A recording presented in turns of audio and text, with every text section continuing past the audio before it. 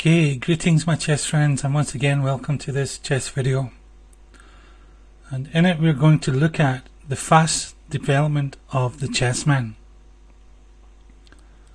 And it's an important strategic concept simply because logic dictates that if you have more pieces in the game, well, you're in a better position when an attack starts. And we're simply going to let the games speak for themselves. The first game is from 1878, played in St. Petersburg, and the white pieces is Scheitzer, and with the black pieces is famous Russian chess player Chigorin. Well, the game began e4, e5, knight f3, and here black played f5. And in my literature it's noted that this is called the Lettish gambit, but between you and I think it's called the Latvian gambit. And the idea is simply that black is prepared to give up material for greater control of the centre and for development. E takes f5 was played. It's not the modern treatment of the opening, but it's 1878 after all. Knight to c6, bishop to b5, and white's idea is simply to exchange this knight off and then grab the pawn on e5. Now, if you were black, how would you meet this challenge? Well, what black does is simply ignore it and develop his pieces. Bishop takes c6. And it should be noted that this bishop has travelled once, twice to take a piece on c6 that had only moved once. And it results therefore in a loss of time for white. And it's pretty amazing what happens after d takes c6, because what white has in fact done is help black to develop his pieces. This bishop has an excellent diagonal. The queen now has a half open d file to work with, and white has done this with his own move. Well, white carried out his idea. Knight takes e5 was played. The bishop came into the game, and here white pinned his hopes on this move, queen to h5. It would of course been much better to develop his pieces, perhaps castling or knight c3 or something. Anyhow, g6 was played. Knight takes g6, trying to make use of the pin against the rook, and here black is simply prepared to give up this rook for an attack. He therefore plays pawn takes g6. Well, in for a penny, in for a pound, and white grabs this rook. And here black develops his queen with tempo, queen to e7. And my dear chess friends, take a look at this position. Black has three pieces in the game, menacing the black king, and all that white has developed is his queen on h8. And as far as the chessboard is concerned, that's Outer Mongolia. Well, the king had to move, and here it slithered to d1. Black took on f2. His idea is simply to bring the bishop to g4 and checkmate white. And white took more material. King had to move, and realizing the predicament that he was in, white brought his queen to c4 to guard the g4 square.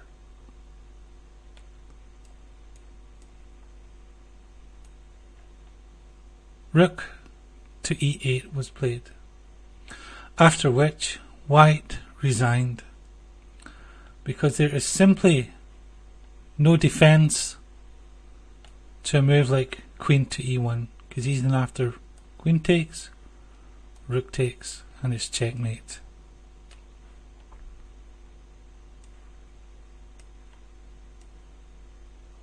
Oops. And I'd like you to look at this position for a moment. It's absolutely telling. White has 1, 2, 3, 4 undeveloped pieces. 4 pieces which never took part in this chess game. And if we contrast that with black, we can see that all of his pieces have taken place in this chess game. A sterling example of the power of development over grabbing material in the opening phase of a chess game. So we can learn from this, develop our pieces in the opening phase of a chess game. So the next little video we're going to look at is what happens when you bring your queen, or your queen is forced into the game too early. Okay, what happens when you begin the struggle for the centre too quickly and your queen is forced into the centre? Well, what in fact can transpire is that your queen will become an object of attack, and your opponent will gain a lot of time and development for his pieces at the expense of your queen. And this is in fact what transpires in this game here. With the white pieces is Boleslavsky, and with the dark pieces is Gorgandais. And it begins e4, c5, knight f3, knight c6, d4, and here black plays the dubious d5, trying to begin a struggle for the centre too early. And it's dubious simply because after e takes d, the queen is forced into the middle of the board. And of course white is going to use this to gain a lead in development by gaining tempi on the queen. Of course the knight comes to c3. The queen tries to retreat with tempo to e6, but I'd like you just to look at the position of this queen just for a moment. It blocks the development of the queen's bishop. It blocks the advancement of the king's pawn, which means this bishop here cannot get out on a diagonal. It's simply getting in the way of black's development. Well, white simply continued developing his pieces with bishop to e3. Pawn takes, knight takes, and the queen tried to find some rest on the d7 square. But of course there is no rest. Knight d to b5, and the knight is of course eyeing the weak c7 point. Of course queen cannot take d1, rook takes d1, simply because of the threat of checkmate.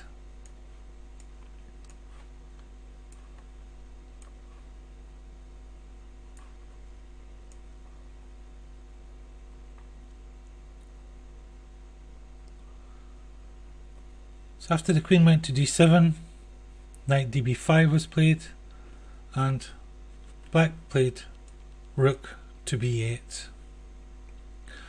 Queen to e2 was played, and the idea is simply to bring this rook into the game and take advantage of the clumsy position of this queen on d7.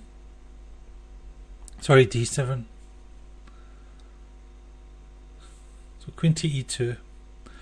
And because of these numerous threats, black is in fact forced to find a safe haven for his king with the move f6. Because if this rook comes to d1, the queen will be forced to move, and of course, like we've said, the knight will come in to c7 and black will be facing checkmate. So he's forced to make this move to provide a safe haven for his king, but again we can see how it takes away the natural square of the knight, which would come to f6.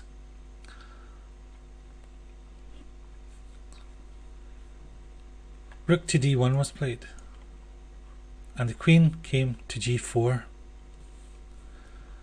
f3, and queen h5. Now, dear friends, I'd just like you to take a look at the development.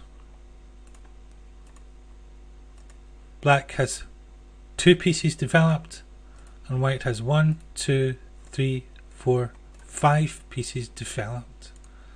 And guess what, dear chess friends? 5 beats up on 2. And it's no surprise that black did not last very long after this move here. Bishop takes a7, not only gaining a pawn, but of course providing a half-open file for the queen. Knight takes a7 was tried, and here I'll let you see if you can try and find it. As Mato would say, can you see the killer move? And of course the killer move is knight to d6, taking advantage of the pin. Now, why is it such a killer move? Well, after knight d6 check and move like king d8, knight takes c8, king takes c8, queen to e6 check, king c7, the rook comes into the game on the 7th rank, rook d7 check, king to c8, rook takes c7 discover check, king to d8, and checkmate, queen to d7. So this is a very vivid example of what can transpire if your queen comes into the centre too early. Your opponent will gain time on your queen, he will gain a lead in development, and he will use that lead in development to punish you, as happened to Gorgondize in this game here.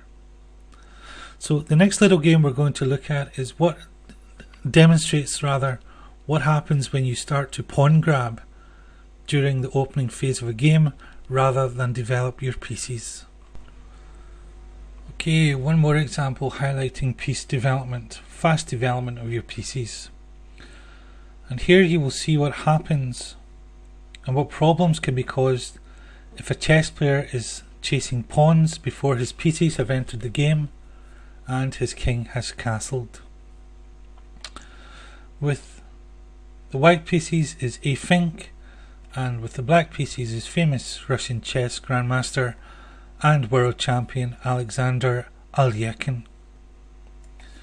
e4, e5, knight f3, knight c6, c3, and this is the Ponziani opening.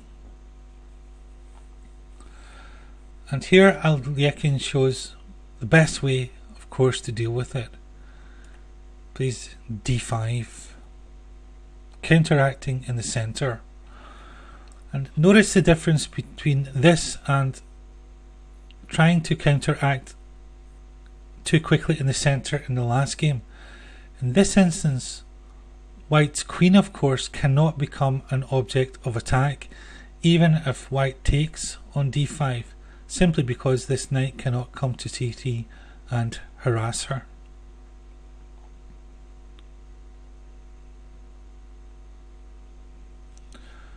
Queen a4, pinning the knight, simply to grab this pawn here on e5.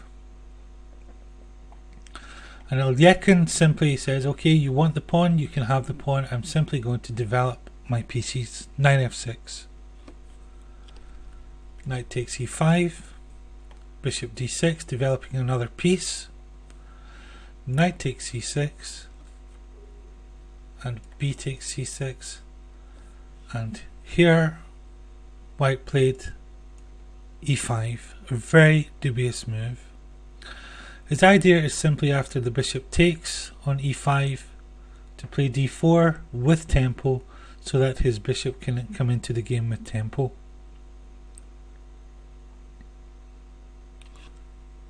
Of course, bishop takes e5, d4, bishop goes back to d6, and another dubious move, queen takes c6, grabbing another pawn. But of course it's sheer greed, and by neglecting to develop his pieces, white is simply asking for it. Bishop to d7 of course was played, queen to e6, black castles, bishop to e2, and rook to e8. And black simply continues to bring new forces into play, and all he has to develop is his queen and his queen's rook, and all of his pieces will be in the game. And contrast this to white's position. All he has is a queen misplaced and a bishop which cannot move. And here white played another dubious move, knight to d2, blocking the development of his own pieces, in this case the bishop on c1. Rook to b8, again disdaining the defense of this pawn, simply bringing another piece into the game, and a4 was played. Queen to e7, and all of black's pieces are now in the game. Both rooks are developed, both bishops, the knight, rook and queen on the e-file. And contrast this with white's position. This is undeveloped. It's undeveloped, it cannot develop. This is pinned, cannot move. Position is terrible for white. Knight to f1 was tried, and here black played, in the words of Mato, the killer move. See if you can find the killer move. I'll give you a little moment. And the move of course is bishop to b5, threatening checkmate on e1. And of course it cannot be taken, because if the queen takes, well, it'll simply be taken by the rook.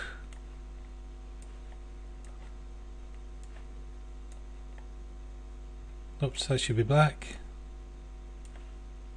And if the pawn takes, simply checkmate against the king on e2.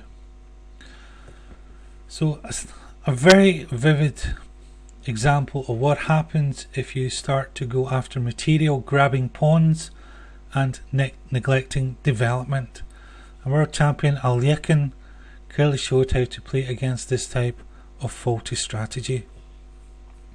So once again, my dear chess friends, I thank you very much for taking the time to watch these little chess videos, and I do wish you well with your own chess.